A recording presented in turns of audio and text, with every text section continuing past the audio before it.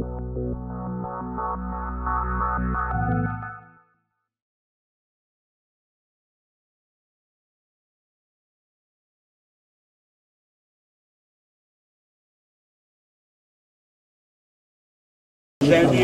tous mes compatriotes à aller voter. Vous savez, c'est un devoir citoyen. Souvenez-vous, il y a un demi-siècle, dans beaucoup de pays dits développés aujourd'hui, certaines catégories de personnes, notamment les femmes, n'avaient pas de droit de vote. En Côte d'Ivoire, nous avons ce droit depuis 1960. C'était à 21 ans. Depuis 2000, c'est à 18 ans. Donc c'est important de voir cette évolution. Et c'est dire que voter est un devoir citoyen. Et notamment quand il s'agit d'un référendum.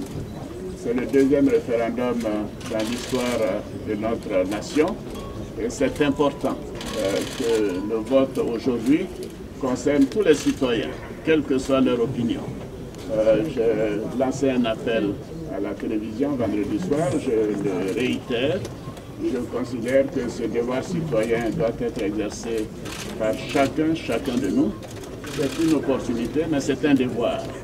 Et tourner la page de la crise née de la Constitution de 2000 est quelque chose d'essentiel pour le futur de notre nation.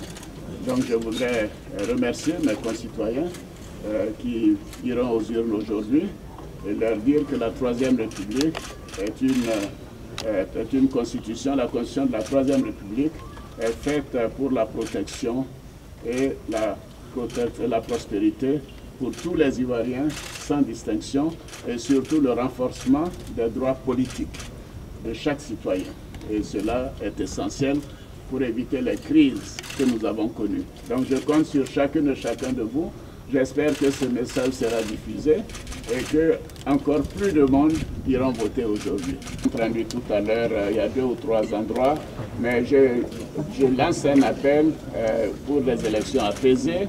La police fait son travail, mais avec dextérité, éviter la violence. Et c'est vraiment, on peut voter oui ou on peut voter non. Donc on n'a pas besoin d'aller casser, d'aller mettre des barricades. J'en appelle à la responsabilité et au bon sens, mais c'est vraiment des endroits isolés. Vous savez, il y a près de 16 000 bureaux de vote. Quand il y a 3 ou 4 endroits où il y a des difficultés, on ne peut pas en faire un souci. Merci.